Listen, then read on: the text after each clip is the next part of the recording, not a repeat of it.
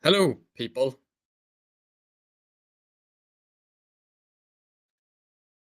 Do any of you hear me? Is my voice clear? Are you able to hear me?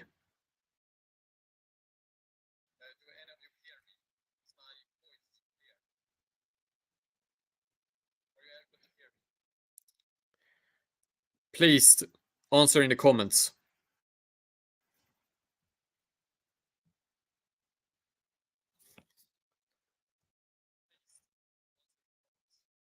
Good. Hello, everyone. This stream will mainly be an introduction stream to this, uh, I would say, maybe series of future live streams.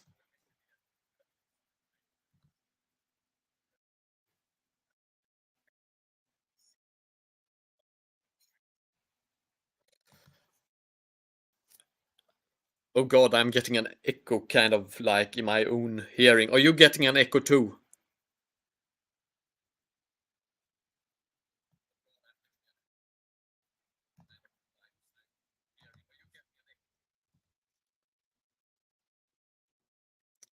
You that are currently watching or rather listening to me.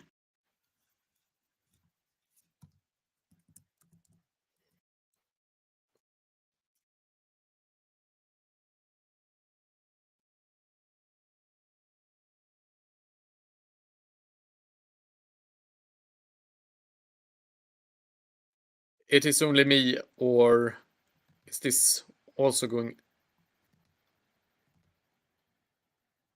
All right, good. Then it's just me for some reason. I looked. Yes, I have it muted on my YouTube, so it's not double from there.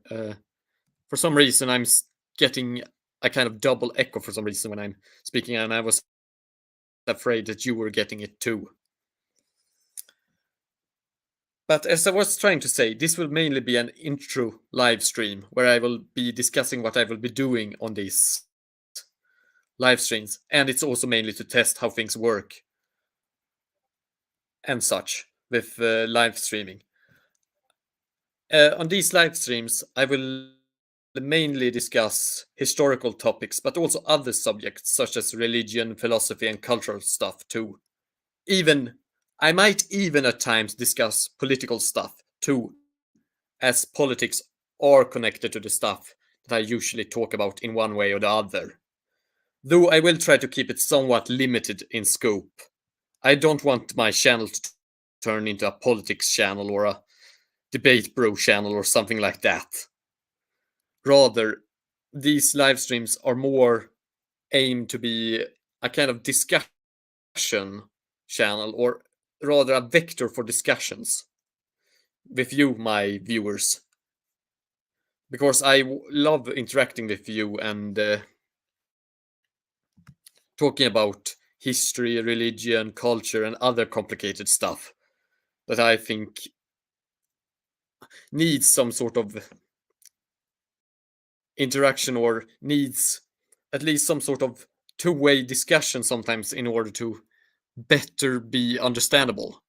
So if you ever have any questions during these live streams about any matter connected to these subjects that I discuss, it doesn't have to be about the subject discussed directly in the video. It can be other things too. You might, post the questions. I might not always be able to answer your questions, but I will always try my best to do so when able. Of course, this is within reason.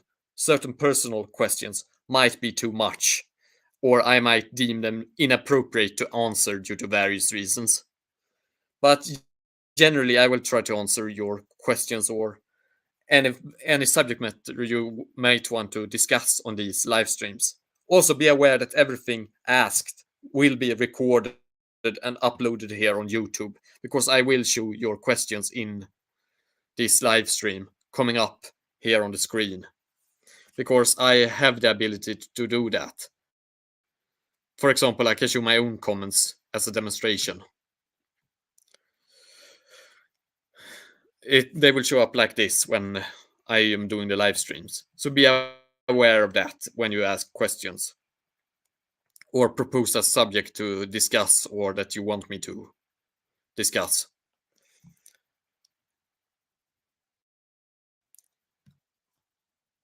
But anyway, during these live streams, I want a back and forth discussion with you, my viewers and subscribers, as I appreciate interacting with you. And I appreciate that you actually take the time to watch, or rather hear, usually listen to me speaking. And I am pretty open to any sort of discussion. And, I just propose something in the comment section, and I will try to answer it during the live streams. Usually in future live streams, I will already have a prepared subject to discuss, and that most discussions will be about. Though, as I said before, you might at any moment ask something else, and we might go off topic a bit and discuss that as well. But generally, in future live streams like this, I will already have a prepared topic where I will discuss it and get questions about it from you, my viewers, or have someone even come into this live stream and talk about it. As some chosen individuals will be able to join directly into the voice chat here on StreamYard. Though only people I have personal experience with will be able to do this. And in the future, I might add some sort of joining system or even book interviews or discussions with people in the future that I might find interesting to have discussions with on this channel in a live stream manner. So that is kind of my future plan for this kind of format of videos. And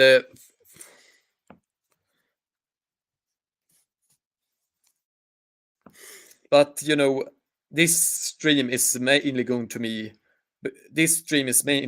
me testing things and preparing for future live streams like these.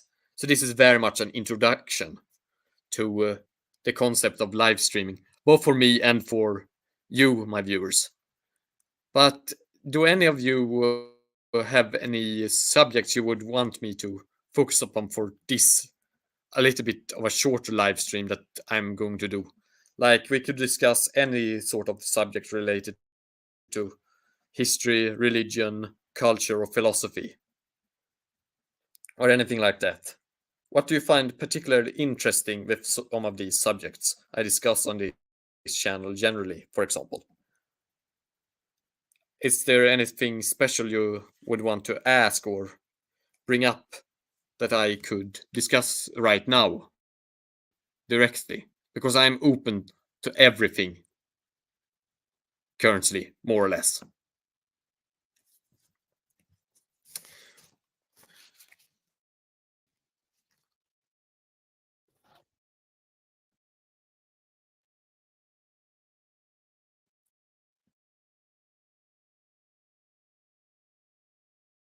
All right, as there currently doesn't seem to have been any sort of comment to this effect on the live stream, I might actually proceed to talk about something I had thought to talk about in a future live stream, but since no one is currently actively asking questions or proposing subjects or something like that, I will just try to talk from my heart about a matter I think is pretty interesting.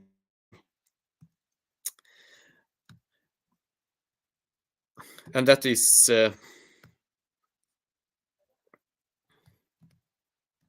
currently the fact that what we choose Google Earth. I will try just to add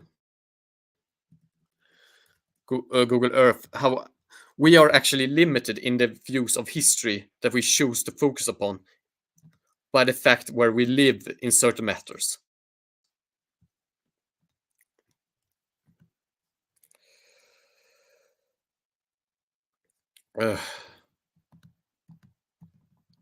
Why do sorry, I'm having technical issues. It doesn't seem to want to load currently. Why can't I do this?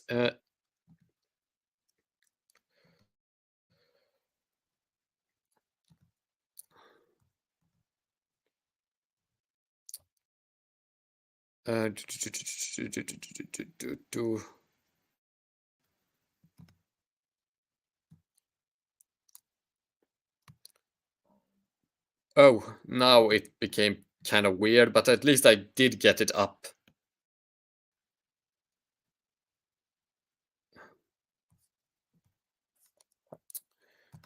Well,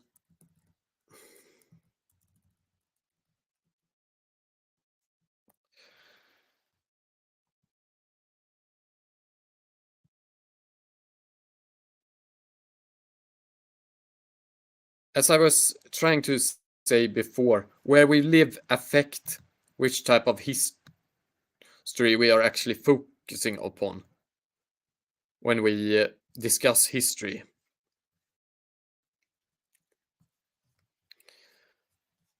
Oh, this is kind of like a reference to a future video that I will release and I've been working on. Yes, it's about history connected to Yemen. But anyway, my entire thing that I was about to talk about was the fact that history is very much a subject to what we consider important. And what most people consider important is usually history that is close to us geographically. I mean, most of us live in either the Western world or in Europe, or at least most people on YouTube do that. Though I should say that a lot of my viewers are actually from the Middle East, and also some are also from elsewhere, from Asia. So my viewers are kind of usually pretty mixed. So it's not like it's only in from one place, but generally, to simplify it, let's say that we are all of us are Westerners. We are probably going to be focused upon history that affects Europe and our area in Europe or our area in the United States mostly, generally because it's closer to us, because that history has had a greater effect generally upon our lives. It's more easier to connect to us. But that is not to say that there isn't actually advantages to study very different history that is very foreign to us.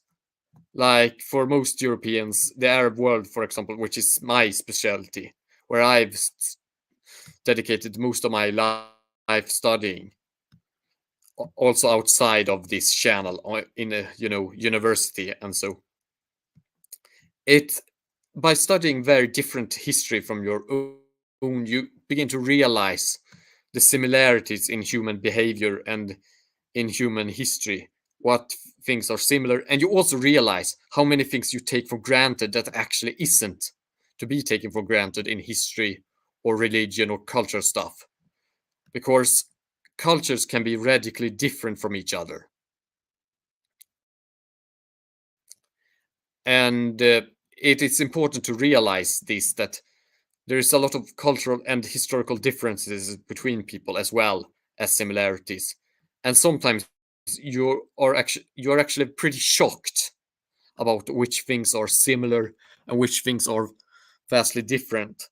And you also realize a lot about yourself when looking at very different cultures in, for example, the Middle East and elsewhere, because you realize just how different you yourself are by the kind of structures that exist in your society that doesn't exist elsewhere, or are not as strong elsewhere, or are taking over by other functions, because societies usually evolve different systems to serve similar functions many times.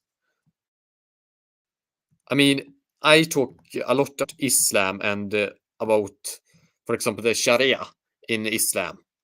And the thing about it is that it's, I mean, ultimately, when we talk about the legal side of it, the law side of it, and not just the religious rituals, it functions mostly the same as most Western law traditions. Sure, it's rather different with its religious justifications, being a law based upon the commandments of God and the behavior and example of his prophet Muhammad and, and such. But mostly it functions very similar to our laws. I mean, most of the Sharia, when it comes to the legal side, isn't actually about these very stringent religious aspects of, blasphemy or the like. Most of these laws, when it comes to punishments and like, are punishments for and rules regulating trade,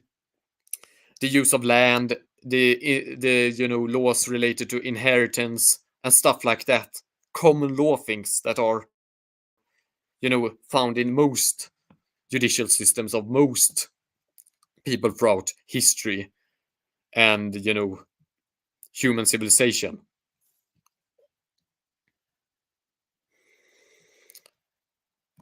And things like these are actually pretty important to realize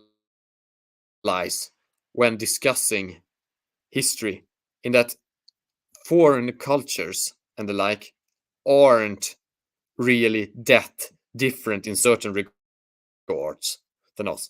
Then you also get to realize by going into foreign cultures and discussing them that foreign cultures are in many regards also very different, because they justify their systems and their institutions that fulfill their needs differently. I did a couple of videos ago talking about that the caliph, for example, in Islam isn't a king. And I also talked about how the Roman emperor isn't a king either. And I can show them on my screen now.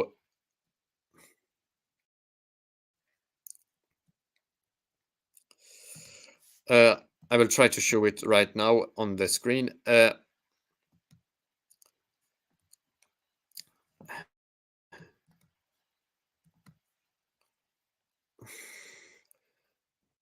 it's pretty interesting when you look at these things that you understand that how you justify, for example, go to my yeah, if you go into here and then go to videos, oh yes, it was a while ago, but let's look.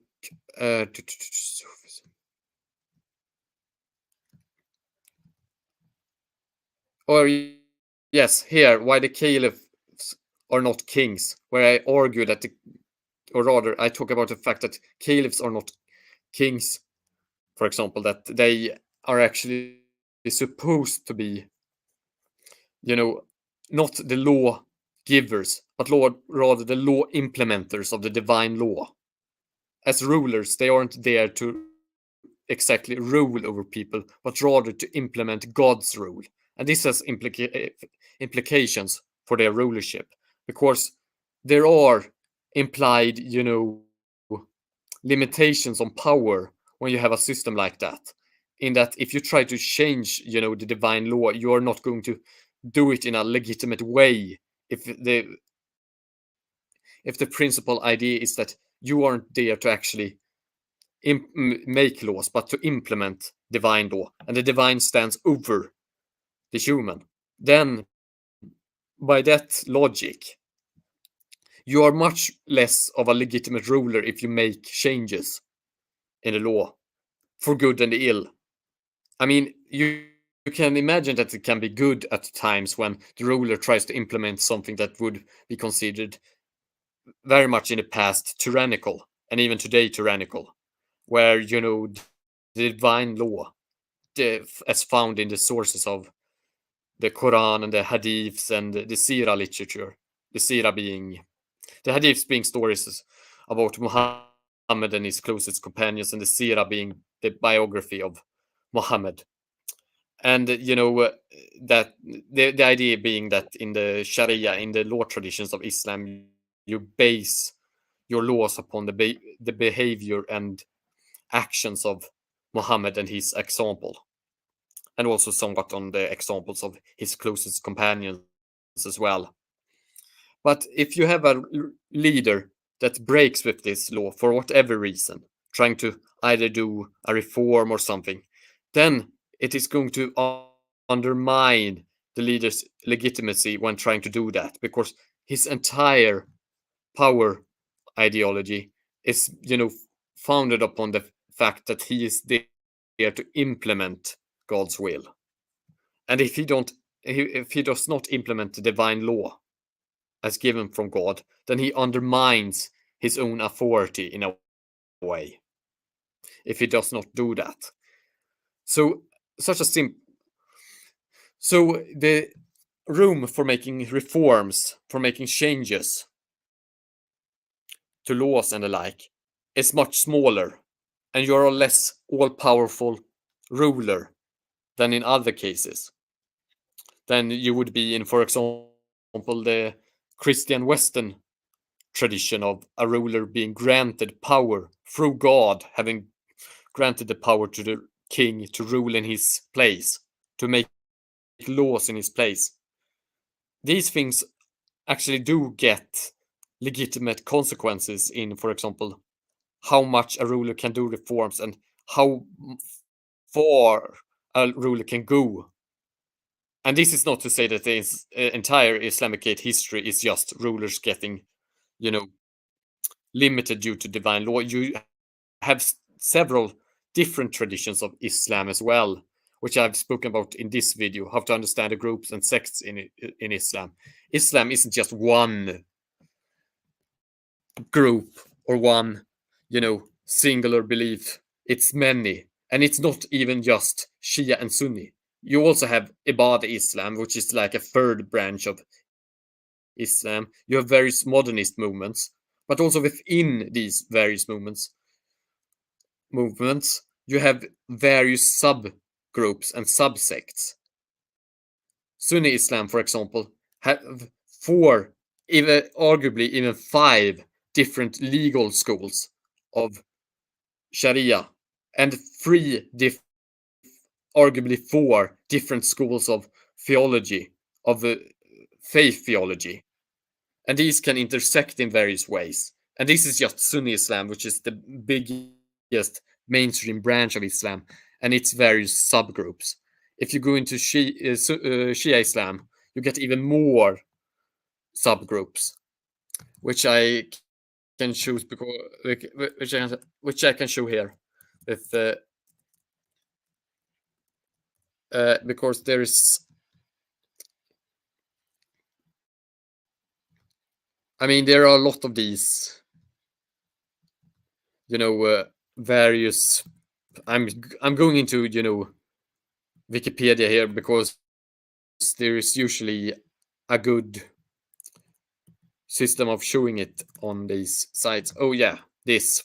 I've used this one in one of my videos before, but this one shows, some of the branches of Shia Islam and how would these various branches descend from various descendants of Ali, which was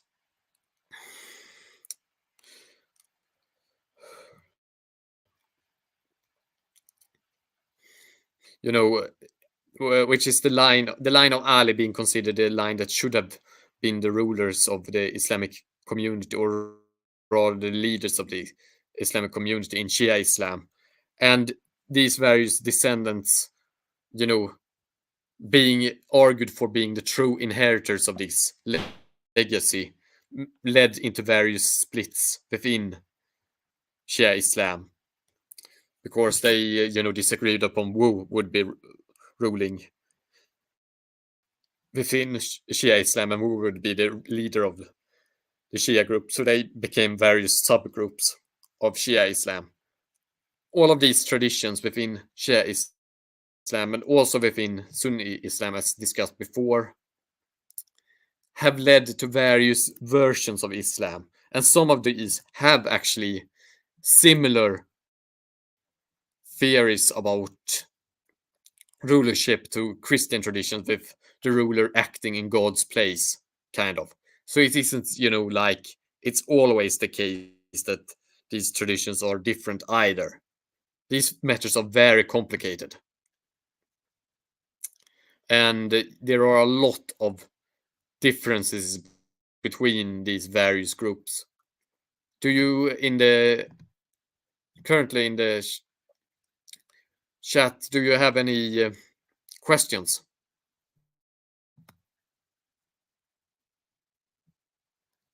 There is no one that wants to pose any questions about this. Of course, I've been mumbling on just randomly right now, because I didn't actually have that much prepared, because I thought that there were a lot of people here that just wanted to ask questions or bring something up or something like that.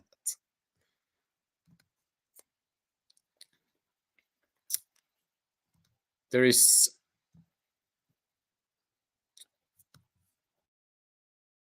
To me right now, there are 3 viewers. I'm wondering if any one of you does not.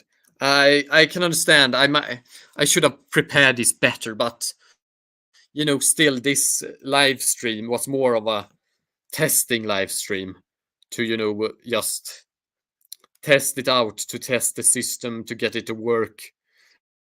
And believe me, this was actually a lot harder than I thought it would be, and it took a lot of time to actually set this up through StreamYard and such. But I can understand that it's hard to currently think about any question. But if you get any question in your mind about what I'm talking about during these live streams, or during this live stream, or in particular, or about anything in general that you want me to discuss or get into to maybe discuss, then just post the question and I will try to answer.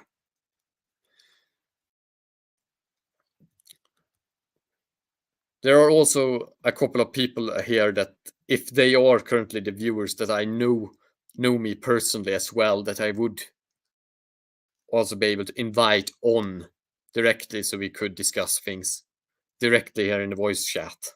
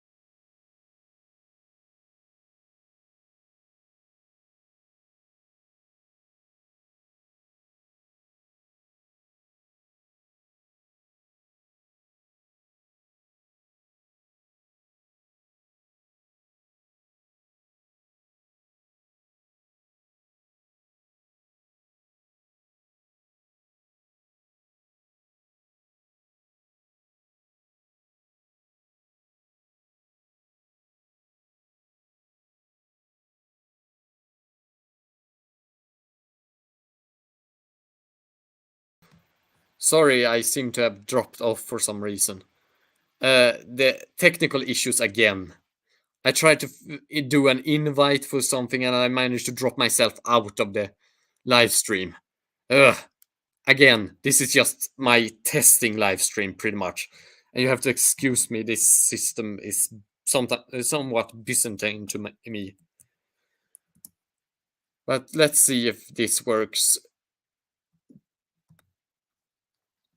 This is the, StreamYard link to the current live stream, so that if anyone wants to join or discuss something in voice chat directly here, I'm only going to allow people that I absolutely trust, that I've, interacted with before, or I have a previous history with, because I know that there exist those trolls that just love to enter the voice chat, and then when they enter the voice chat, they do something very stupid. They like scream profanity or scream words that cannot be uttered on YouTube, because YouTube's banhammer will strike you down if you allow those things to be said and things like that. That is why I am going to be a little bit, restrictive in who I'm letting into the voice chat right now. Currently, there is no one that wants to join, or that currently knows about this.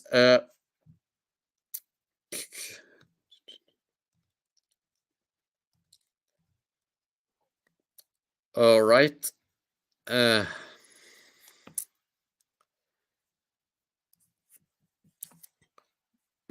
But as I was talking about before, there are a lot of things to consider when you make history about very foreign history, and there are a lot of benefits to do it as well. Some of the benefits is that you get to know how very different things function and how different things can be, and you realize how different your own system is to that as well. It's not only that system over there seems to be alien. When you study a system enough, when you study a foreign culture enough, you begin to realize how alien your own culture is to this culture as well, and you begin to realize that various things in foreign country is function different, and you begin to realize also that how your system function differently, how for example your system of rulership has historically functioned, how your system of the divine giving a certain framework for rulership, for example, in how we in the West use the two swords doctrine, where you have the church as a separate entity from the rulership. I can show you a picture that demonstrates the two swords doctrine. Let me share screen. StreamYard, yes, allow.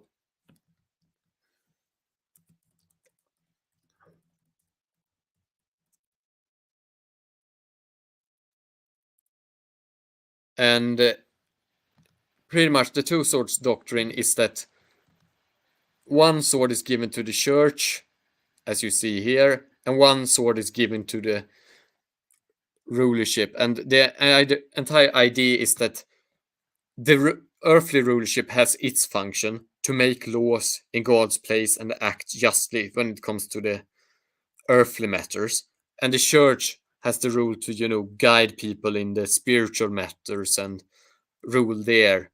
And thus this means that power in the Catholic tradition, and this also continued somewhat in the Protestant tradition, was kind of divided in that you had a secular sphere, or rather it was still a kind of divine sphere because it was still under God, but it was kind of like given to humans to make their own in that place.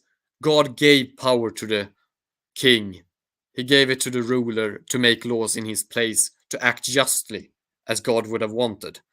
And to the church, he gave certain other rules. So you had a separation of power that didn't exist, for example, in the Middle East in most traditions. You still have certain similarities in certain traditions. So I wouldn't say always this, but generally, there you had the entire system that was already defined by God having given a divine law that was to be carried out by the earthly rulership. So you didn't have these different institutions, where that people also could sometimes use to go against each other and thus gain, more power or gain more flexibility in certain ways by making these two go against each other historically. But on the other hand, you also had stronger earthly rulership in a certain way that could, impose within its sphere more strongly its laws for good and ill. Sometimes it was good because a ruler could much more easily make reforms, but sometimes it was, not that good if those reforms were what even we today would call tyrannical, and what was seen as in those days to maybe be tyrannical, or sometimes not. Certain things we would consider tyrannical wasn't considered tyrannical in the past, and sometimes and some things we would consider completely normal, like you know a lot of things connected to institutions having power over the family, or imposing laws from far away onto us because we live in the same state or the same political entity, would have been considered completely insane and tyrannical to people in the past, who often considered the clan to be the most important thing, and that considered the power of, for example, the crown or the state to be secondary, and that a crown that imposed the same rules on everyone would be considered, completely foreign to these people, that considered it more important to have personal relationships and familial relationships to, for example, the ruling family. You have seen this traditional view of feudalism in the Western world, for example, with the king giving power to various dukes and barons, who in turn give power to lesser nobles below them, who answers to various people below them in various stages. And there is some truth to it, though it's often a very large simplification when you see these nets always being like a pyramid. Often they also went sideways, and you had various conflicting obligations and agreements across various families. But that kind of structure with this sort of feudalism existed in the Western world, but it also existed in certain regards also in the East, because you organize those connections usually a lot differently.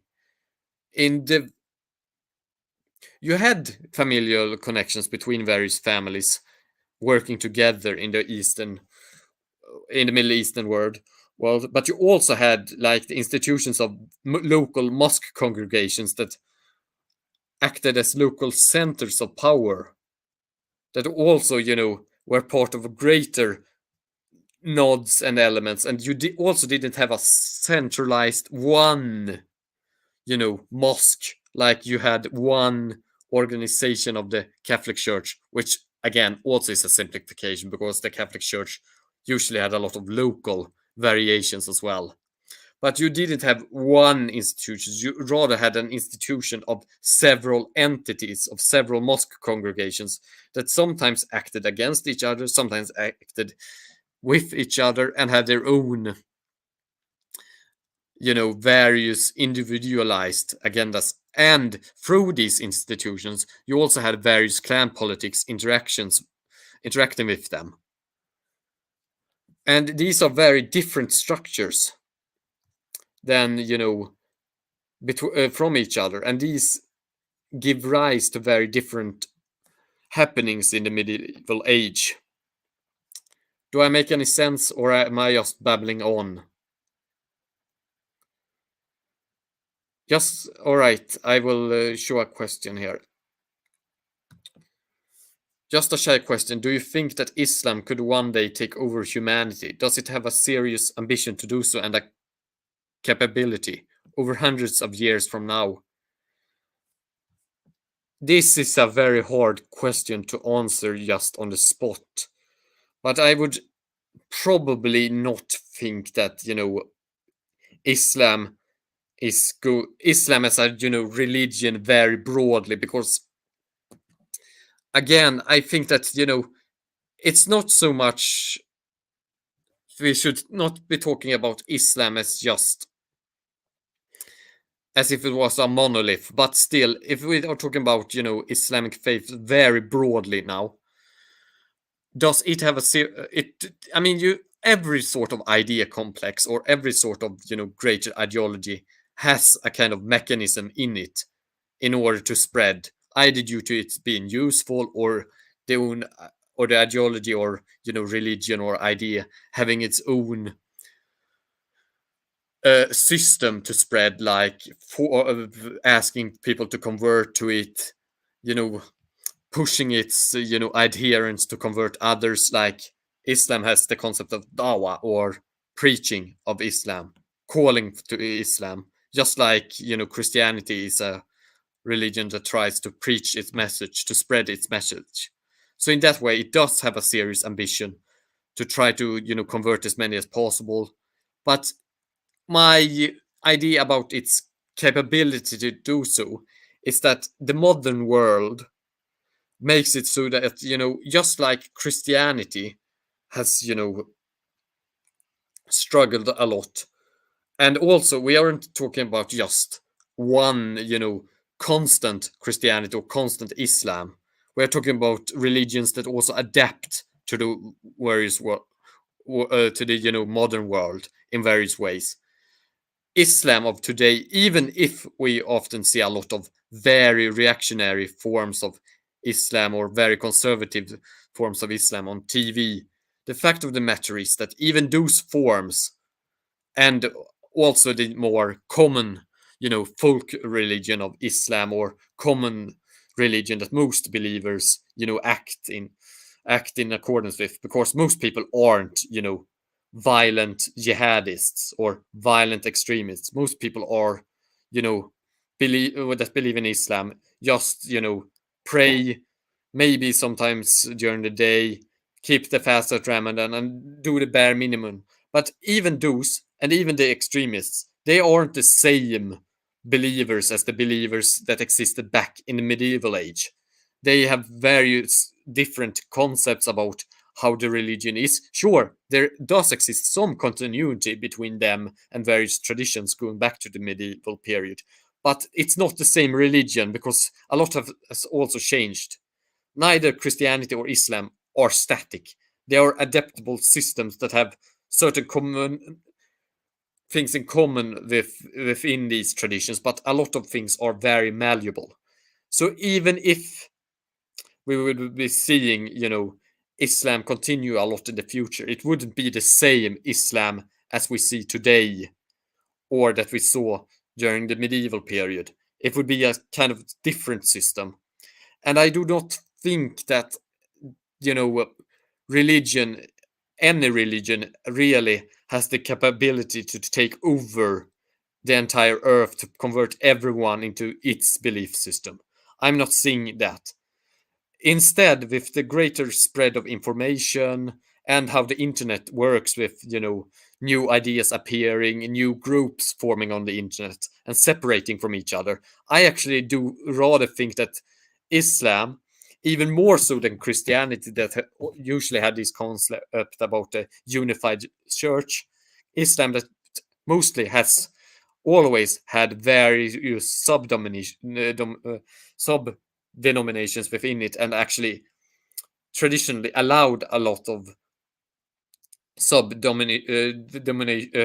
denominations to form, will actually splinter off more in various reactions to various things and demands found in the modern world.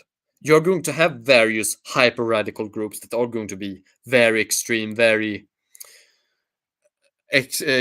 even violent, breaking up and forming their own little communities here and there. But you're also going to have various hyper modernized forms of Islam as well developing, and you are going to have a middle ground and various views there. You're also having to have groups that develop in various very unique ways as well, with their own very unique interpretations of Islam that aren't necessarily going to be easily placeable on one scale or the other. of, modernist or very, reactionary conservative. And I don't think that, any one of these groups are going to become strong enough to dominate Islam, much less dominate the world is outside of the Islamicate world. Does that make sense, Rita Quesnel? Did I answer your question with that? I'm kind of mumbling on when I speak here in, on these live streams because I'm, talking directly out of my mind right now and what I think about it. Maybe I should go on to the next question before, or rather than waiting upon you to answer it. And I will go back to your answering of my answer. Next is from Masahib Bahiti. Sorry. What do you? Sorry if I can't pronounce your name correctly. Anyway, I'm trying my best. Anyway. What do you think of the future of much of the Muslim world is? Do you think it will ever improve? I mean, I am seeing improvement. We are also, even then we are also considering the Western world as the absolute standard because the Western world has dominated too much. But the Western world is in many regards an anomaly in how it went from being one of the most backwards places in, human history. Because during the medieval age, especially the early medieval age, Europe wasn't a very developed place, not in comparison to the Middle East. And then, especially during the later medieval period and in the Renaissance, you're beginning to see the signs of massive development and where it, develops very quickly into what we know now today as the modern world, the modern Western world. But the Middle East, in comparison, for example, I'm just going to talk generally about the Middle East because the rest of the Muslim world I'm not as familiar with. Do know some Indian history and some history about the Mughals and some of the previous, Islamicate entities there. But generally, I'm going to talk about the Middle East, and do not even get me started upon my lack of knowledge about Indonesia and the various developments there. In the various Southeast Asian islands and their various, Islamicate history, because that is outside of my field of expertise very much. But when it comes to the, Middle East, it's important to realize that the Middle East has actually developed economically recently, even despite many of these very tumultuous events we are seeing. If we are looking at the entire region from a greater perspective, oh God, then you can actually see development, you can see changes, you can see reforms. I mean, and you also look at longer timescales than just the closest years. Look at decades, look at even centuries. And you should also realize that the Middle East didn't so much as decline in prosperity or get, worse, as it did not develop as quickly as, for example, the Western world, and thus the Western world, in comparison, became stronger, became much more developed, making the Middle East backwards. But the Middle East has actually continuously improved in this, in the most recent centuries, despite colonialization. And even now, despite everything else, it does actually improve economically. It just has improved slower than the Western world generally. And I do think also we will see much more greater improvement and much more sped up improvement because I am seeing that, there are voices for greater reform, for reforms that are needed. But it's also important to note that some of these reforms and even attempts at reforms will fail. And some of these will go through, but actually not result in very much. And some of these reforms will be downright counterproductive, because I think that, especially when now I'm going to talk about 19th century Arab history and a lot of the complexities there in a very simplified manner. But I think one of the issues with, for example, the Arab national and national social movements that try to, do various sorts of reforms, often trying to secularize very quickly. A lot of them created a lot of issues for themselves, because either they didn't focus upon the very much important things I think that they ought to have focused upon, but also the reforms that they did prematurely.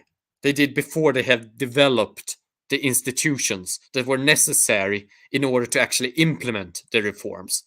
And this is something I'm seeing much more of an awareness from, even if maybe not always in the debates, but at least I'm seeing it in policy, that I'm seeing much more of these Middle Eastern states actually beginning to develop functioning bureaucracies and functioning systems of implementation.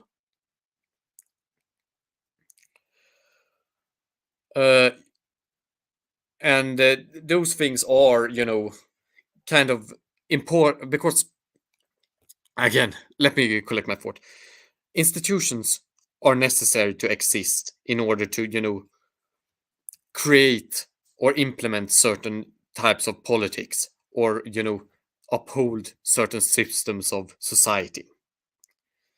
But without these institutions, without, for example, a legitimate bureaucracy that, does social services, without a legitimate court system that isn't based upon, for example, very old traditions of either tribal law or tribal agreements or even Islamic law, then if you do try to implement laws that haven't that do not have a system to implement them, then these laws will not function. And this was one of the issues when you try to secularize. And a lot of these Arab governments, I remember what was his name, the Tunisian reformer, oh God, the ones that tried to reform and did all of these, Bourguiba, yes, Bourguiba, yes, he tried to, do these.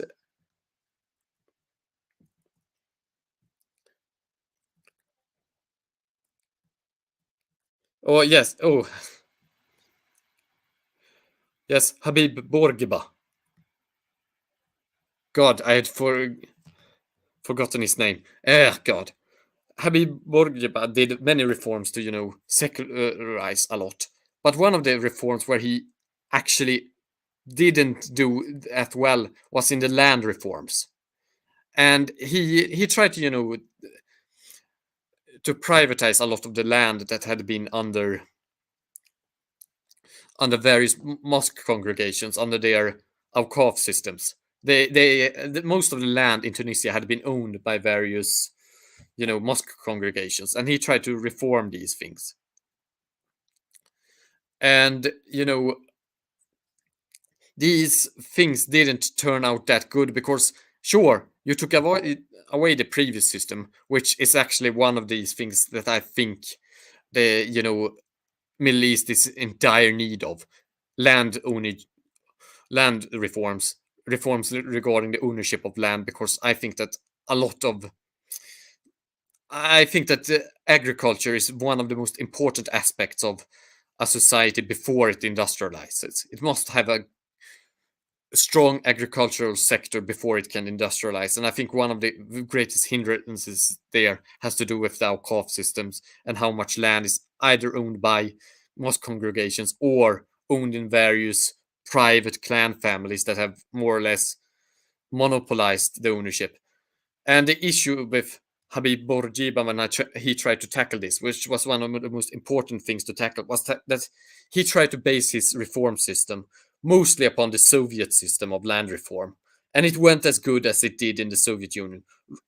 Thus, it ended in not so good systems, but at least he, quitted before it went too far and became too bad.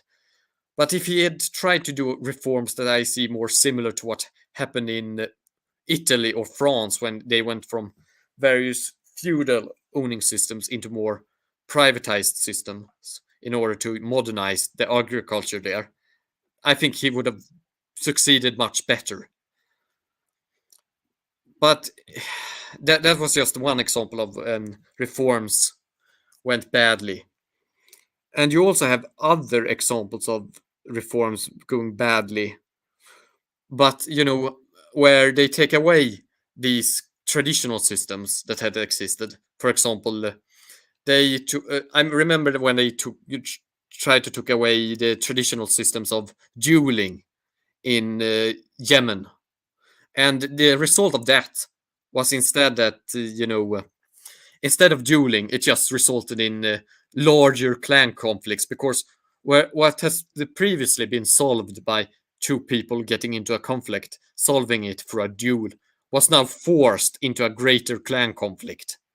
And this kind of idea about forbidding dueling was made in order to, modernize, to be more modern, because dueling, killing people in duels or injuring people in duels over honor was seen as, of the past backwards. But it still filled a function. It still protected people from greater conflict, from greater, clan conflict when it was there. By, trying to ban it, the only thing it resulted in was what was before, solved by a duel was now solved by clans taking revenge instead. And thus, creating various cycles of revenge. So when you do reforms, you have to be very careful because old things, even if they aren't functioning in a modern sense, might still serve a purpose. And you need to ensure that this purpose is served by some other function. The reason as to why we don't have various clan societies in for example, most of Europe has to do with the fact that we have strong state institutions that can protect people instead of people having to rely upon their closest family to get, some sort of justice or, some sort of, solution to their grievances. So we do not need to have a great family to protect us as we used to have in the medieval period where we didn't have a strong state. But on the other hand, as long as you have a strong clan society, it is hard to implement a strong state as well. And implementing strong states usually require a lot of complex interactions with clan society and with various groups, important groups within, a clan society, and to, make various sorts of compromises and stuff, which might not always be the most progressive, but might in the longer run actually lead to greater progress once you have established some sort of institution that is strong and can actually function.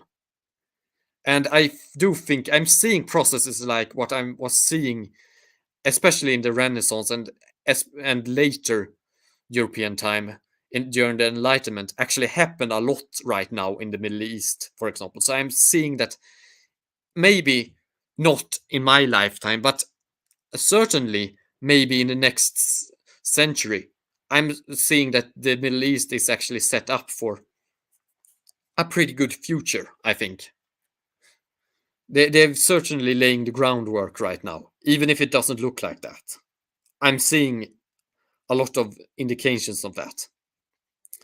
In especially in how I'm seeing that institutions that are, beyond just, for example, in Saudi Arabia, we usually talk a lot about how repressive that, monarchy is there. But what we talk less about is that it has actually done a lot of reforms and it's beginning to create institutions that aren't just clan alliances, but actually, functional state institutions, even if they are controlled by the monarchy.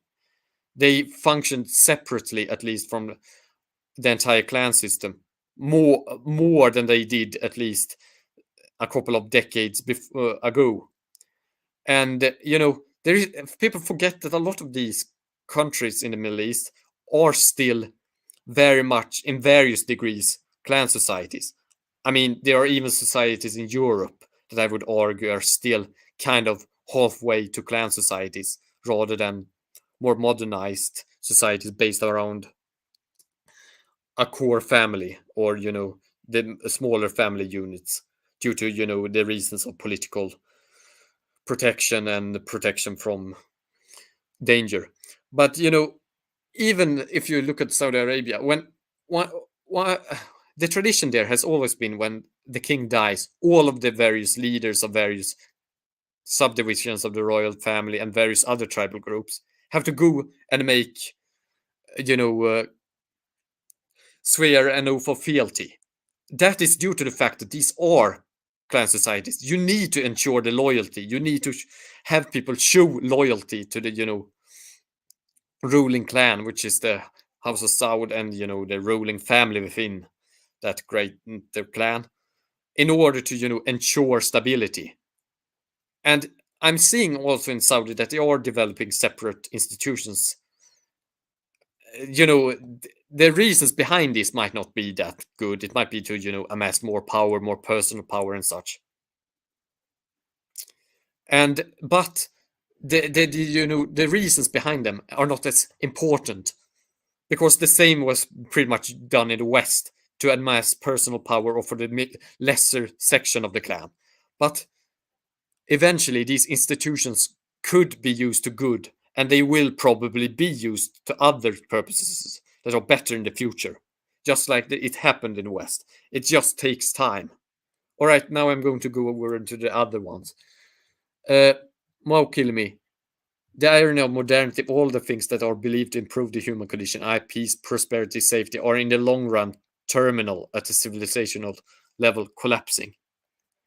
Maybe, or maybe I mean, I think that currently some of these things are beginning, at least in Europe, beginning to be a little bit unstable. But I mean, I don't think we are standing before a civilizational collapse. We are just standing before a period of greater instability right now. But I mean, there are some things that could lead to a civilizational collapse. There could be, issues with the environment. There could, be nuclear war that could destroy civilization, or at least injure it a lot. If, the Russians or NATO or some sort of, other entity with nukes, even China, decides to launch them, or, you know, believes the others have decided to launch them and launch them in retaliation without checking first, or something like that. So I mean, greater civilizational advancements, and especially what has followed it, like technological advancement, has created new issues that could threaten, civilization in certain regards. So there is a certain irony in that greater, more stable, more powerful civilizations also have created the tools to undo them. So yeah, I agree there is a certain irony here. Next, I think that most people forget that during the last century, Islam went from a regional religion like Buddhism to a global one. I mean, I would say that it was always a global one. I mean, sure, the Ottoman Empire was considered the sick man of Europe in the 19th century before the First World War, finished them off and created the modern state of Turkey. But it was still a European power, a power on the European stage, and it did have,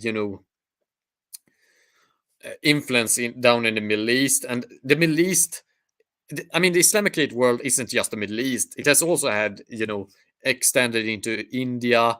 It has extended down into Malaysia, and these are very populous regions and areas. And you have had, Muslim minorities scattered all over the world, even far back, even before industrialization. You have had Arabic speaking minorities all over the world due to Arabic traders being all over the place.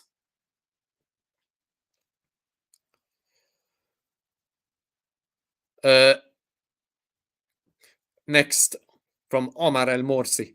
In my humble opinion, as an Egyptian, oh right, oh sorry, Omar El Morsi. In my humble opinion, as an Egyptian citizen, the only thing, in my opinion, that restricts the Middle East from prospering is military dictatorships. I agree that a lot of them are a major issue, and they are arguably even worse than the Islamists. I would actually think they are worse in certain regards, but better in others. But yes, they are one of the main reasons from why the Middle East is not prospering. Though I wouldn't put it as the only thing. I would say that they are one of many factors, because this is the issue when discussing the Middle East. It's not against you personally. I'm not doing this to offend you or say that you are wrong in your assessment here. I'm just saying that I think personally, my view is that there are several factors that has restricted the Middle East historically from developing. I mean that some are solvable. There are a lot of social factors I think are solvable, but it's not one factor here either.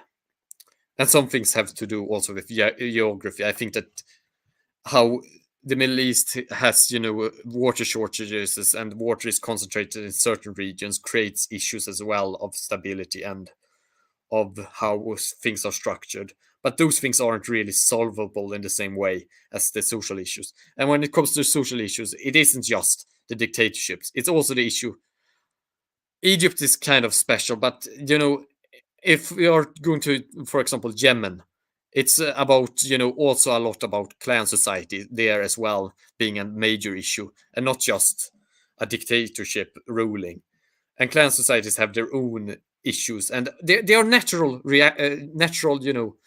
a result of natural inclinations. I mean, you have the normal state of human society is clan societies. So I'm not saying that clan societies are bad. I'm saying that they are natural, but they are an obstacle to human development. So you have clan societies as a problem in certain Arab countries more than others. Certain Arab countries are beginning to get out of there. Certain countries have other issues that are more pressing, because the Arab world, as I've stated in many of my videos, is not the same thing. It's very diverse. But you do have so you have clan societies in addition to military dictatorships as a problem. And with clan societies, you have a lot of corruption, and corruption generally also without clan societies are an issue, a major issue. You do have various types of extremism. I mean, the most popular stereotypical view is of the Islamist extremist.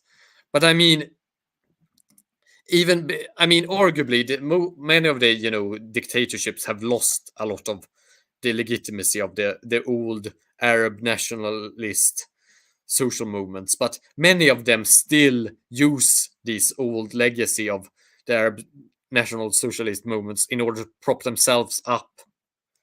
And some of these ideologies are, what I would say, also very problematic. Then you have the issue of the fact that the reformers, the people that want to reform the Middle East, many of them that are, very liberal, and that many Western people say are, oh, this is the future. These are the ones that are going to remake the Middle East. They seem to have very little contact with people on the ground.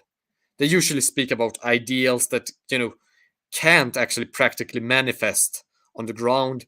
They speak about, like, oh, if you just get rid of this dictator, we are automatically going to transform into a modern European like state overnight. No, that isn't going to happen. You need to build institutions. You need to do reforms of previous structures that are problematic. So that is a problem as well. That the reform movements are usually they live in a world that is kind of separate. Many of them are Western educated, but there is a problem with that. Not with the Western education, but it's a problem that you live kind of separate from the rest of society. Many of these modernists, not all of them, some are very, well aware of, you know, the problems, and some of them are also, kind of in touch and still want to, walk in that direction, and that is entirely legitimate. And I just say, you do you. You can have your politics, you can have your ideas on how to do it, and we can have disagreements. And I can, still appreciate that you're at least in touch with the world there. But when I see some of these reformers, I see people that live in kind of like their own separate world. They are kind of similar to some of the more utopian Islamists and nationalists as well, in that they don't talk about practical matters. They talk about ideals rather than, all right, how do we solve the corruption? How do we solve the massive unemployment? How do we modernize our industry? How do we bring investments into, the countries here? How do we, the important things in the very important things of doing actual practical politics? So you have those things. That is an enormous issue. So then you had another things that I mentioned before, and that is land reforms. I don't know. This was a pretty old study, and you're from Egypt. There was someone that found that like 75% of all arable land, of all the land, is either owned by, a few families or connected to a mosque congregation.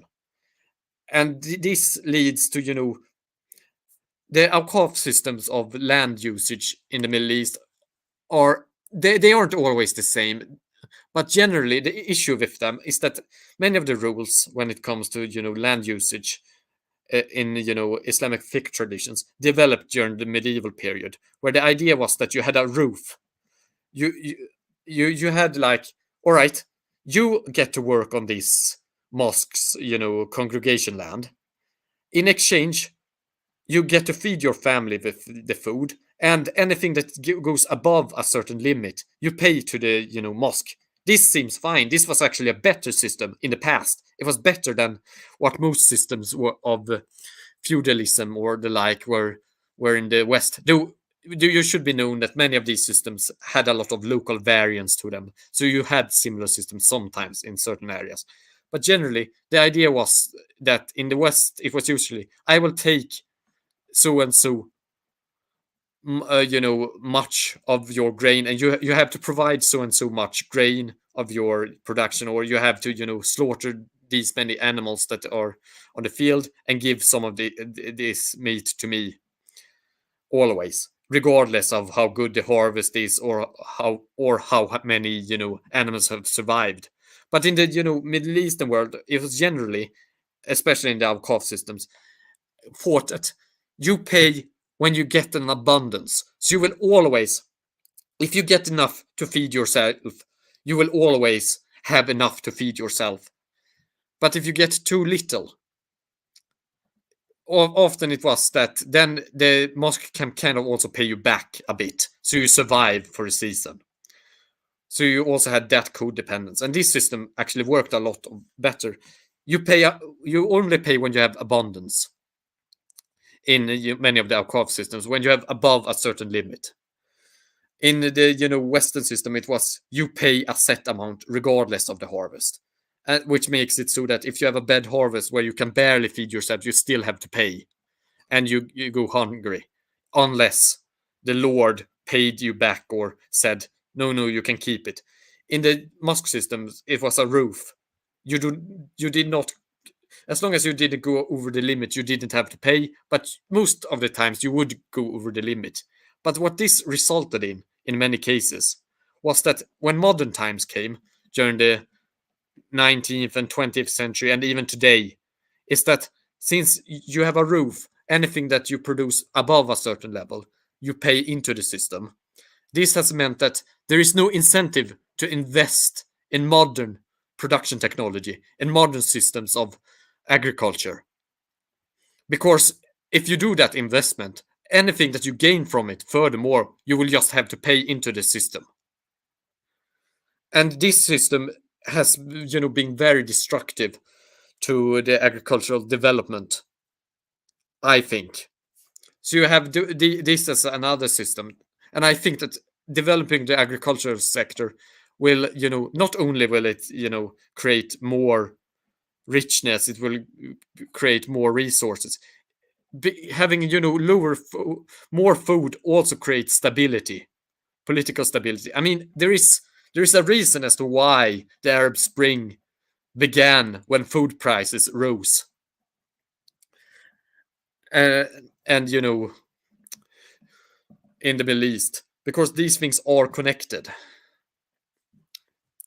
So there are a lot of issues just outside of military dictatorship I can see that restricts the Middle East from prospering. But, I agree that military dictatorships are one of those reasons. Uh, did my somewhat rambling, quick overview of some of the issues suffice to your question? Uh, maybe before, maybe meanwhile, while you answer that in the comment section, I will go over to Masahibi Bahati. I have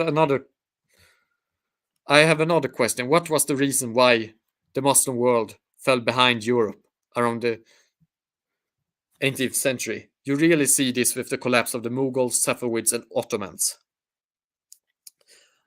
I would say that these states, they actually tried very much to evolve in a similar manner to how European states did, especially the Ottomans, in that they did begin to actually do a lot of institutionalization. They began to create institutions in a way that was similar to the Western world. This is also one of the reasons as to why I think Turkey managed to implement so much of a separate political and legal tradition as well, and why Turkey managed to secularize in such a large degree in comparison to a lot of the other countries in the Middle East, because they developed a lot of parallel things that could actually support the kind of secularization process in the Ottoman Empire.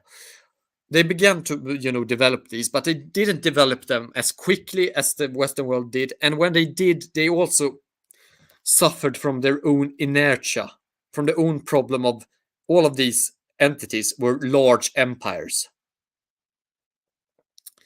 The Mughals and Safavids might have been, lesser in, size area than the Ottomans, but they were, the Mughals had a population that was bigger than the Ottomans, and the Safavids were,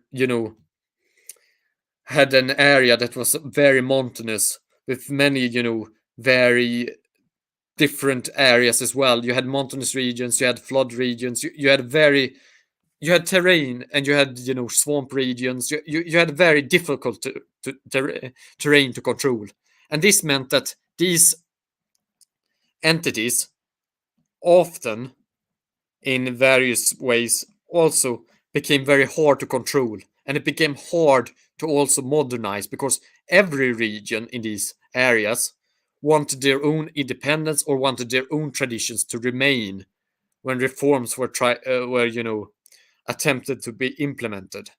And also remember that especially the Ottomans were claimed to be caliphs, since they had taken over the title of Khilafah, or from from the Abbasids that were stationed in the Mamluk Sultanate. They had taken over that title.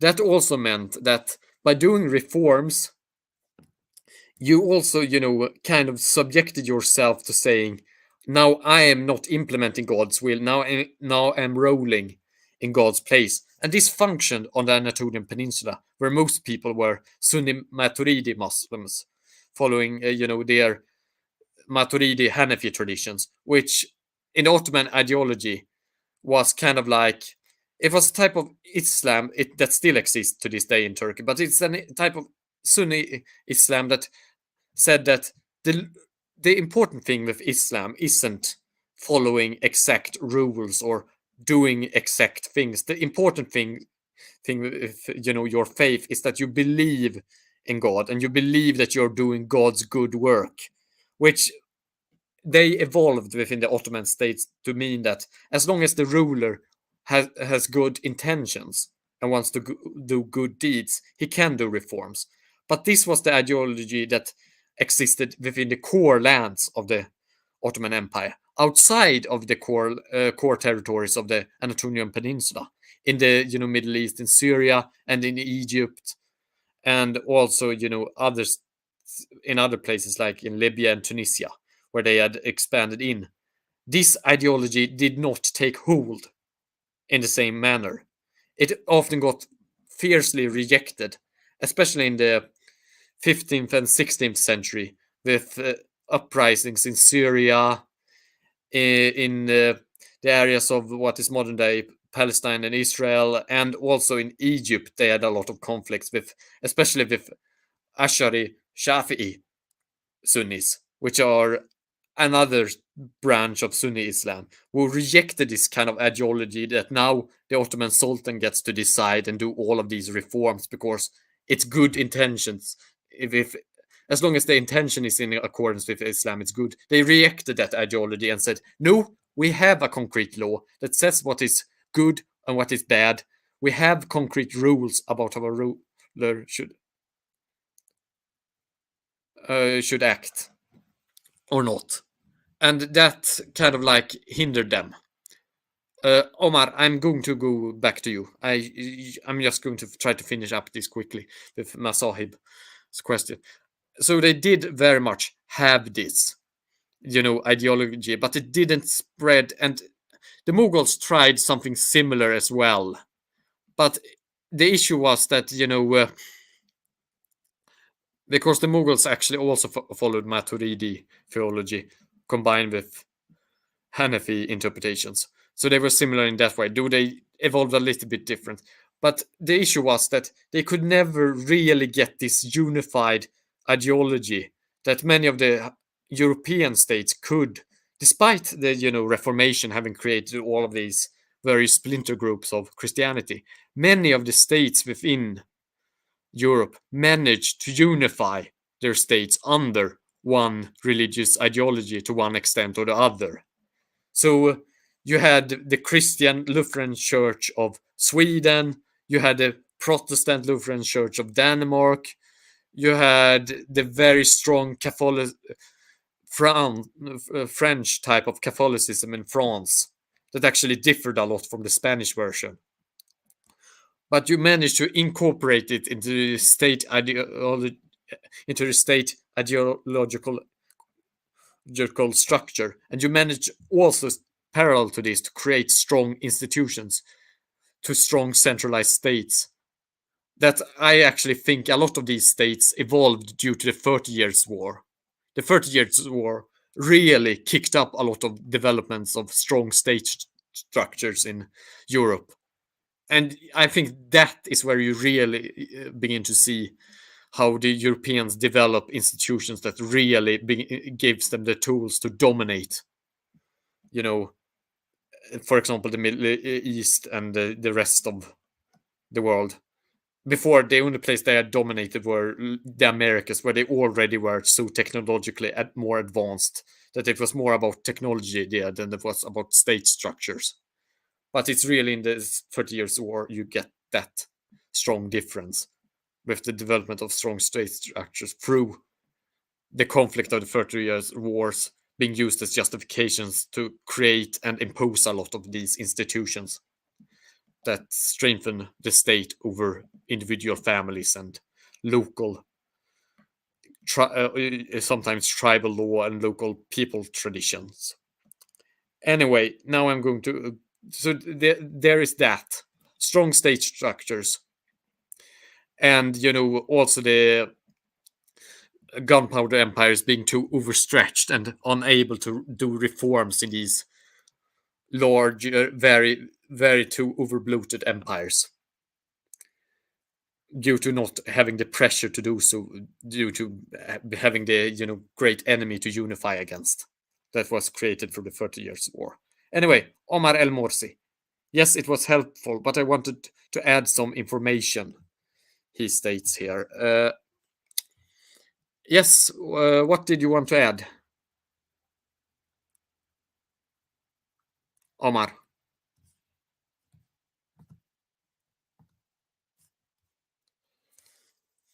Uh, I'm sorry if I took too long to get to you. I'm very sorry. This is my first live stream, so I'm very much, doing this for my first time.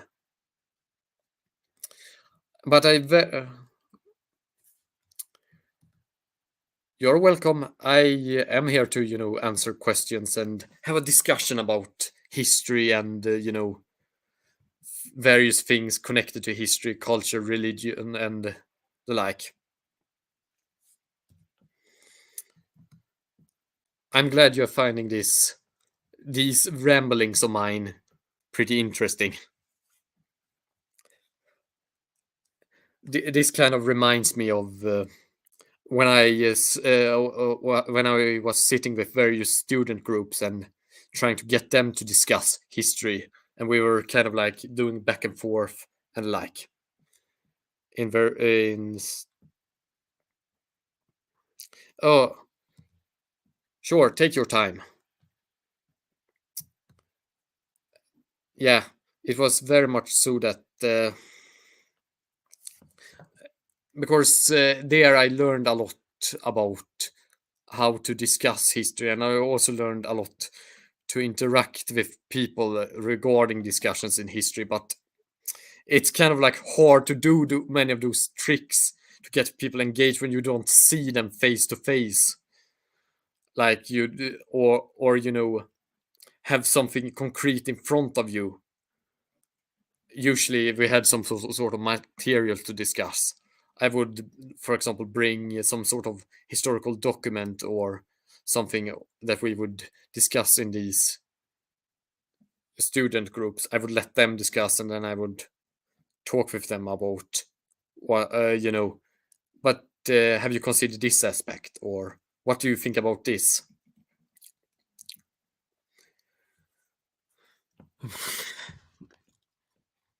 Here it is much more me providing all the material and doing all the discussion, and you coming with some of these smaller questions. So it's kind of like reversed from how those sessions usually were, where it was mostly the others speaking with each other and discussing, and me coming with small questions here and there.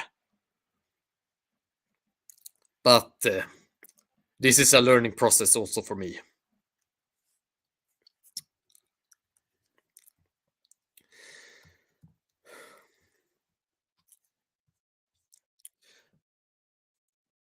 And discussing these matters on the fly about, for example, these great empires of the Mughals, the Safavids, and the Ottomans.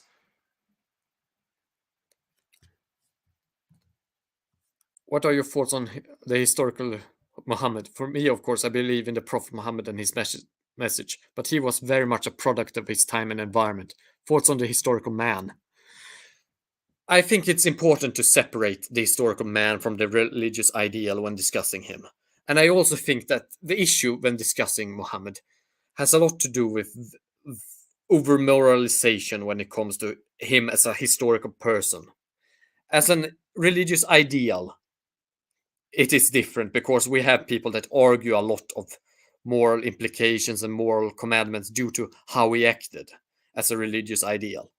But I never, when I discuss Muhammad as the person, I'm usually actually very clear when I discuss this with certain Muslims that I'm saying I'm actually not criticizing Muhammad here because he lived in a very different era with a lot of different conditions, a lot of different standards for how you acted, and he was very much a product of his time. Because I need to see him as that, because I see him as a historical figure. I don't adopt your view about him being this religious figure, but I'm criticizing your morals, or I'm saying that these morals aren't good about you. It's not me criticizing Muhammad. And yeah, and so it's important here that when we discuss Muhammad, that we do not moralize him, because I think that, for example, this is, for example, when we discuss the marriage of Aisha, and or for example how he fought against various tribes, and battles, some which were considered in Western moral terms and modern terms to maybe not have been that moral, or done various acts, then it's important to realize that he was a man of his context. I mean, we never moralize the same matter when you speak about the history of, for example, Alexander the Great, or even Napoleon, who is much closer to us in time. And many of these men did, certainly they did very great things, but they did also things that were very, bad by our standards. But we need to consider also that they lived in very different times. Muhammad didn't live in a modern society with, modern state protections. He didn't live where, everything was peaceful. He lived in a world where you constantly had tribal warfare again between groups.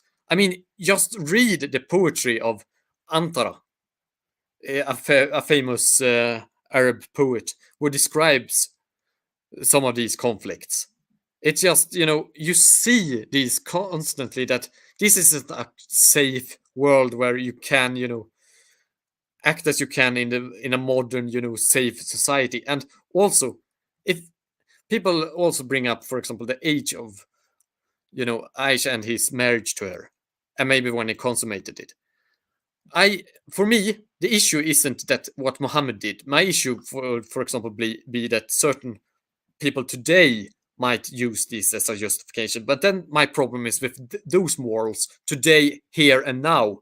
It's not a problem with Muhammad, because when he did it during his time, he acted in a context where his marriage to her would have been, it would have ensured still the, loyalty of Abu Bakr to him after a period where he, due to various reasons, I interpret it, he had gotten into strained relations with him. And so it was part of tribal, clan politics back then. It was also part of the fact that he, back then, sure, there were people that, did marry later, but there were also people that did marry at that age elsewhere in other civilizations and contexts around the world. Child marriage wasn't unusual. It was, it was maybe not the norm always, or always the case, but it was far from unusual in that time period and area either. So I wouldn't, for example, I think that it should be judged. Why did he do it with that context in mind? With that context in mind, he was just a normal, person doing normal acts in his time. And, what does it really do to moralize him? I would much rather moralize those that say that we should, for example, marry kids today, rather than moralize a person that acted like that back then. Does this make kind of sense to you, Masahib? I think it's important to, separate the ideal from the man, and to also say that it's the ideals are held by people today. The man was a man that lived in another age.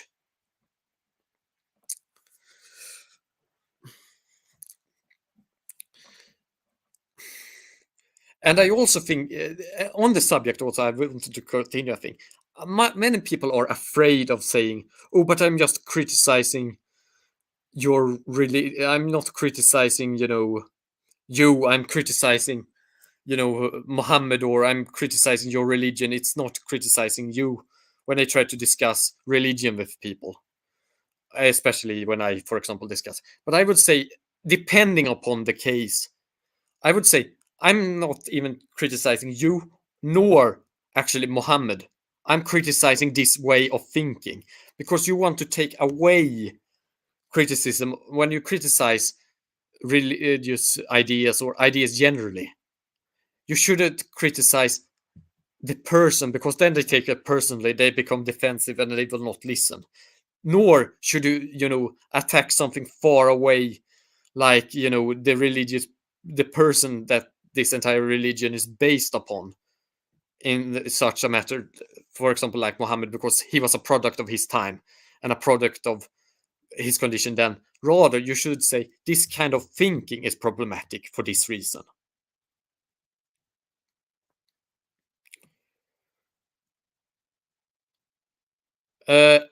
Sahib Bakdi, for what he accomplished in his time and how he did it, you could make the argument that he was really led by good as one interpretation. He was really something special for his time. If that's your personal interpretation, I can kind of agree with you. Yes, but I try to, when I try to discuss history, I try to also avoid terms like good, bad.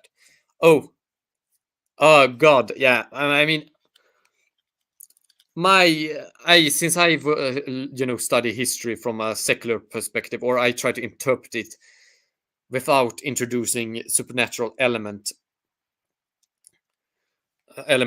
I don't introduce God like that, and I would disagree with doing that, because again, I am not a believing Muslim. I'm a non-believing atheist that just have a very large interest in Islamicate Arabic history. But yeah, I can, I don't think that what he did necessitated God. I think that he was a product of very good, of very fortunate for him circumstances.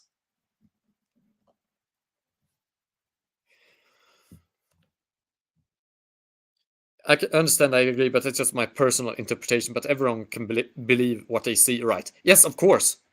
I'm not. I'm never going to force you to believe something or force you to, act in any way with certain, restrictions. I'm not going to allow people to run around on my channel commenting about committing crimes or, committing genocide against people. There are certain limits to what people can voice on my channel comment sections, but generally I try to, allow differing opinions and different comments with different views, and I try to be as polite about my disagreements, because I'm also allowed to disagree, and I will voice disagreement, but I will always try to voice it in as a respectful and no, I wouldn't say objective, but I would say in an as focused on the issue manner as possible.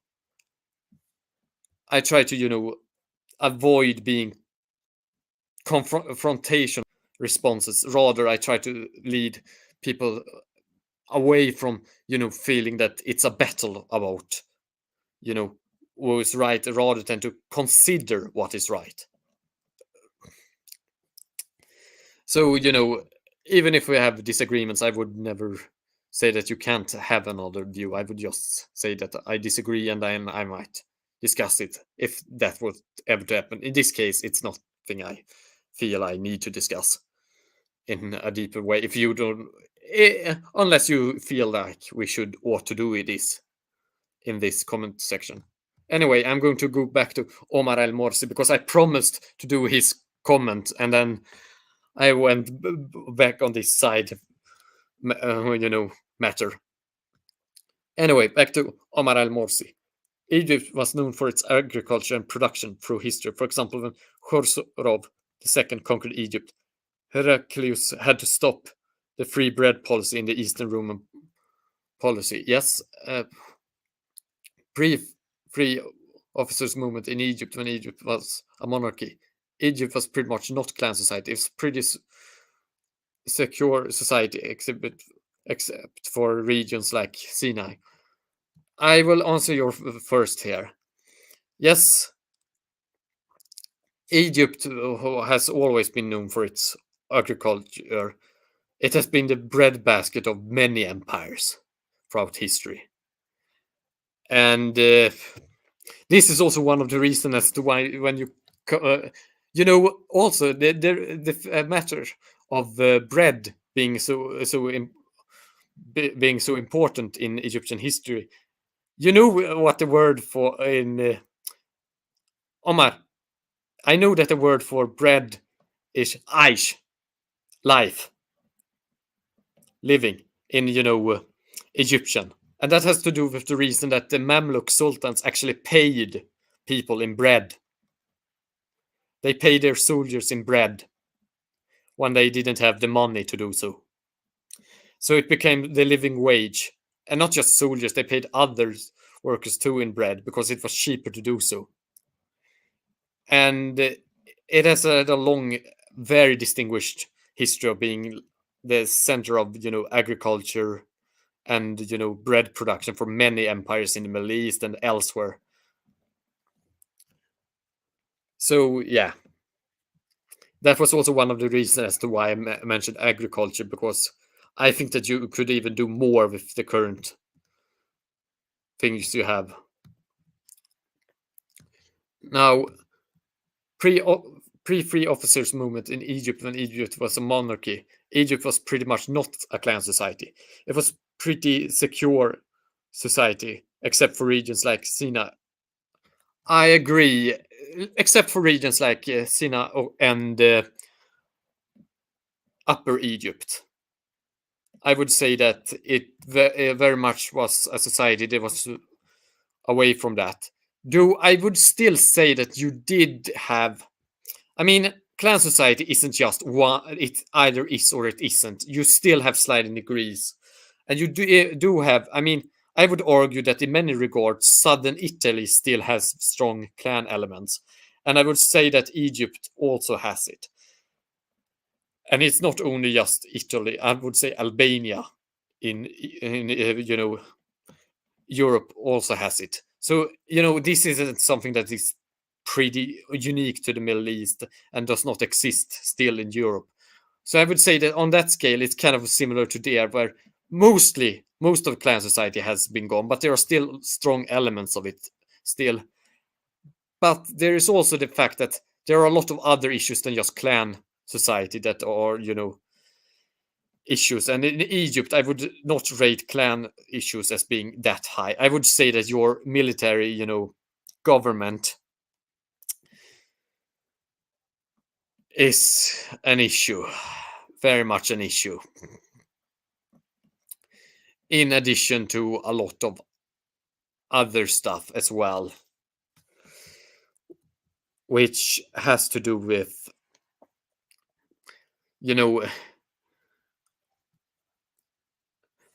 this pretty much being into discuss, the specific problems of Egypt would require me to go through a lot of Egyptian history of the 19th century by pure memory, and I feel like I would probably not do it justice doing it here, if that is okay, because I think it's important to realize all of these social movements and reform movements that managed to take power, but ultimately did not manage to actually promise on the delivery due to various reasons, are pretty important to actually be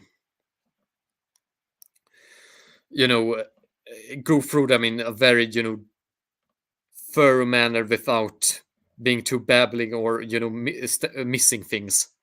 I pretty much think that I need to do a greater walkthrough through it, where I've more collected everything in my mind to actually go through the issues with Egypt in particular, because Egypt is kind of special in the Arab world, not only due to the fact that it's the most populous Arab country, but also due to how concentrated the population is and how much of Egyptian history has been affected by being under other powers, or or having had a history dominated by certain social circles, which goes back to the various Mamluk dynasties of Egypt, or beginning with the Tulunids, going to the Ikhshids, then going to the Mamluk Sultanate. But arguably, you had the periods in the Fatimid Caliphate where the Kutama Berbers and other Mamluk soldier groups also controlled society as well. So you have you do have a established legacy of things there that I think it's pretty important to go through, and how it has created a very uh how should I say this without being too offensive? It has created a stratified society, a society with groups that have, unreasonable levels of control, and this has resulted in various reaction movements to these groups that have monopolized most of the power, most of the resources, and created counter groups that did the same, but now they were in top instead. And I think that this also is greater than just recent Egyptian history. You can arguably go back even to pre-Islamicate history, with the pharaohs having, being very strong, centralized, absolutist rulers very early in history, due to the fact that they could easily control Egypt by so much of the population being concentrated along the Nile. If you compare to, for example, the Nile is a much more, and this goes back to even, very, very deeper geographical reasons. The Nile is very easily navigable in comparison to, for example, the Euphrates and the Euphrates and, I was supposed to say Forat and but the Euphrates and the Tigris River. Oh, I'm beginning to. Sorry, my brain is messing up with Arabic and English. As I was kind of looking at one thing quickly in Arabic. But anyway, those rivers, for example, if we compare those where you also had very early civilization, those rivers are not easily navigable in the same way that the Nile was, and they are also forking off in very different directions at times, which means that it's you have also a lot of sub rivers that go away from them, which meant that you could create very much separate individual entities of culture and civilization there, which meant that uh, you developed a city-state culture there very early, and that is just because the rivers are so different.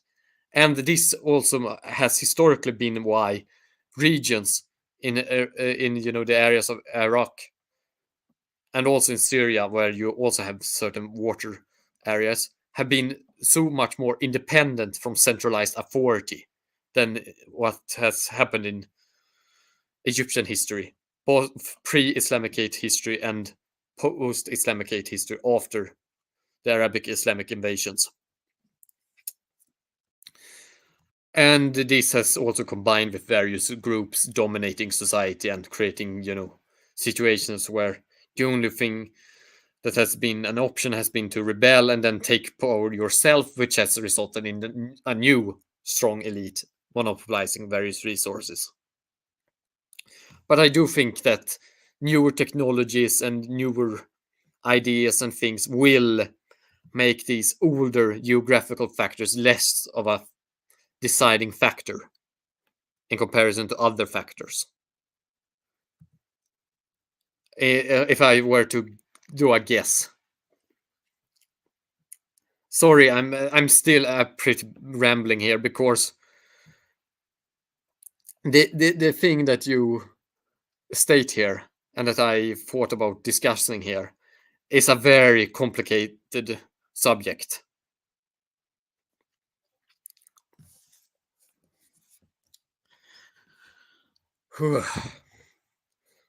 Masohabi Bati says, I'll be heading out, but this was great. I really hope you do more of these videos. Oh, I intend to. Amazing content, and keep it up once again. Take care. Take care of yourself. I wish you a good day and a good future.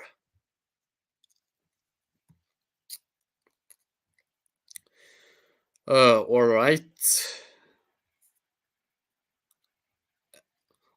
Omar, are you still there? Are you still there, Omar?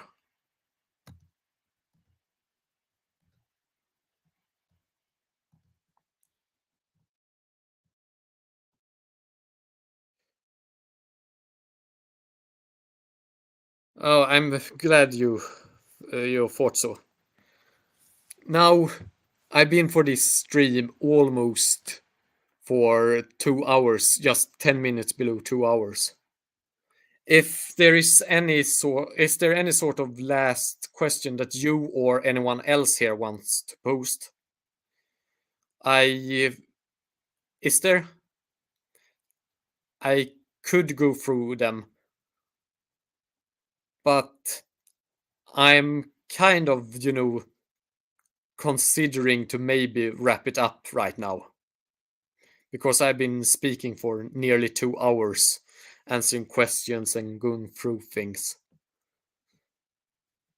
Then the next stream that I might do in about a month, I have two subjects that I might discuss. One has to do with how we discuss religion, and another has to do with what kind of history we tend to forget or overlook. I have not decided yet on which of these two subjects, which is what history you forget as the first subject, and the second,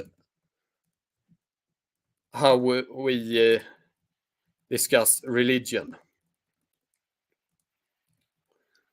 in often a very counterproductive way.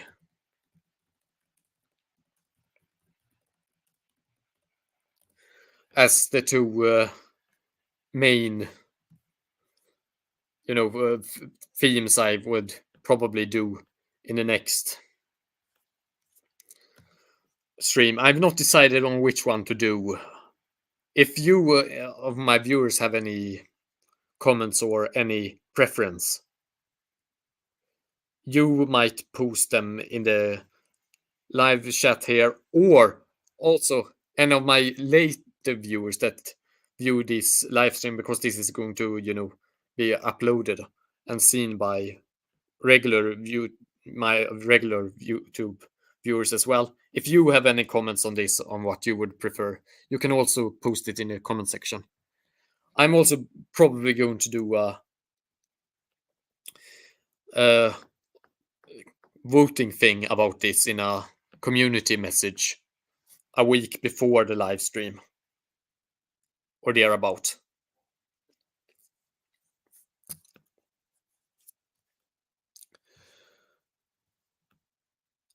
There wasn't any more here.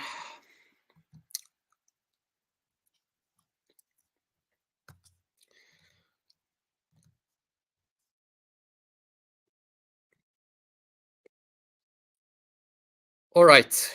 As there does not seem that we have any, Oh, okay. All right. Omar Al Morsi. You might come with a last question. Sure.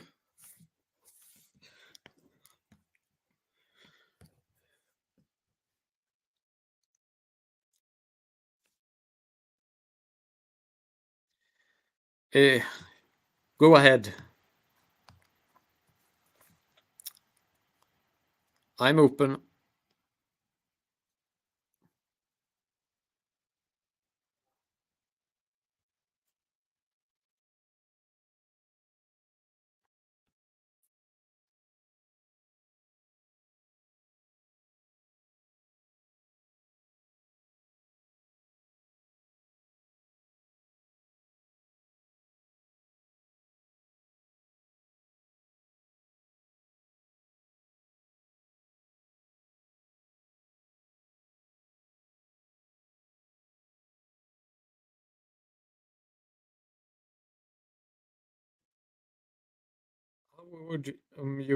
How would you describe your experience about reading about Islamic or Middle Eastern world as a Western person?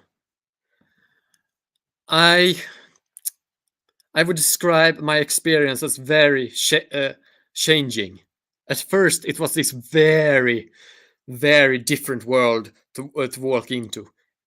it seemed that everything was so foreign to you, so different, you know, a different way to see the world, a very different way to justify things, very different things generally. I mean, Islam at the surface looks very different from Christianity. But then when you begin to look into it and you begin to understand things, you begin to realize there's a lot of similarities here.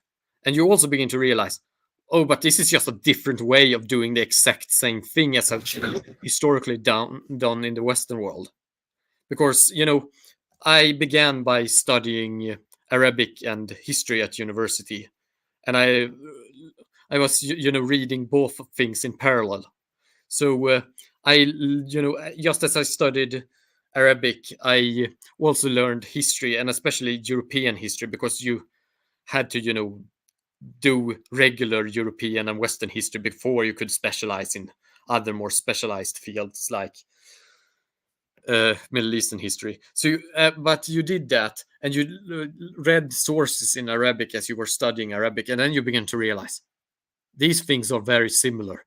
At first, you thought that they were entirely different, but they weren't. And you also, as I said before, you also realize that some things are genuinely different as well. But that is just the not so much from a sense of this is exotic, this is the foreign to me, but you get more of a sense of, in the end, this is different because it's just a different development. It becomes when you have studied Middle Eastern history for like a decade in university and elsewhere, and as a hobby doing studies of history and learning Arabic, then you begin to it no longer looks foreign to you. It just looks, sure, you learn new things every day. You go into a new part of, for example, Arabic history, because the Arab world is huge, and no one will ever be able to see all the history in the Arab world. No one will ever be able to see all the history in one Arab country. Nonetheless, not to never mind the even bigger Arab world, but but you begin to see things. You begin to develop a sort of familiarity with the history, and sure, you still view it using a lot of Western theological frameworks and the like, but you also learn to modify your frameworks yourself to think maybe this doesn't work that good. Maybe I need to consider something else here. Maybe these traditional views of viewing history might be more right here, or you might do some sort of compromise between them, or you might go a third way and find something new by looking at Middle Eastern history in a new way that maybe most Western depictions of the Middle East fail to see, or that is not brought up in, for example, classical historical narratives in the Arabic world about the Middle East. I would describe it as a journey. So yes, a journey. My experience about the Islamic and Middle Eastern world has been a journey where I have gone from being, this total stranger in this new strange land into becoming an experienced, wanderer in this foreign country or area of knowledge. That would probably be the shortest way of describing it. And I hope it did suffice. Even if it was a bit poetic or almost over dramatic in a way in finishing off. I went on a journey, and I went from being a stranger to being the familiar lover of it, in a way.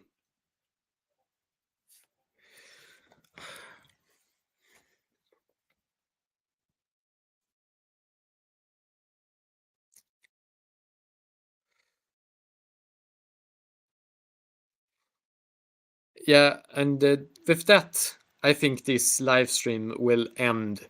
And I thank you all that have viewed this live stream. I appreciate you contributing with questions and subjects to discuss and being part of this discussion and this interaction that I love having with you, my viewers, on this channel. And I look forward for future live streams when I can organize them and have the time to easily organize them. And if everything goes according to plan, then we will see each other maybe in about a month. But until then, I will have to bid you farewell and good luck on whatever may be your endeavors. Closing down.